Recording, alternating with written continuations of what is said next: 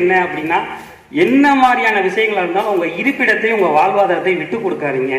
நம்ம ஊரு அப்படின்றது நமக்கான பெருமை. எந்த ஊர் போனாலும் நான் இந்த பகுதியிலேருந்து வரேன்றதை முன்னெடுங்க. உங்க பிள்ளைங்களுக்கு அடுத்தடுத்து தேவைகளை முன்னிறுத்தல எந்த அளவுக்கு சிரத்தை எடுக்கணுமோ அதே மாதிரி வர்றவங்களுக்கு நல்ல உபசரிப்பு கொடுக்கணும். விருந்தோம்பல்ன்றத என்னென்னு கற்றுக் கொடுங்க.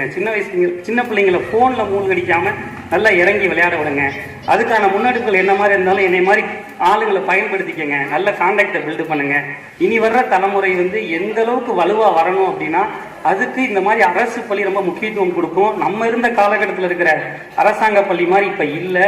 நிறைய ஸ்மார்ட் கிளாஸ் நிறைய உள்ள வந்துருச்சு. நான் ரொம்ப கர்வமாகவே சொல்கிறேன், எனக்கு ஒரு பெண் குழந்தை இப்போ கிட்டத்தட்ட ஒரு 3 வயசு இருக்கும். 5 வயசு ஆனதுக்கப்புறம் இதே அரசு பள்ளியில் தான் அந்த பிள்ளையை நான் படிக்க வைக்கணுன்றதை இந்த இடத்துல நான் சொல்லிக்கிறேன்.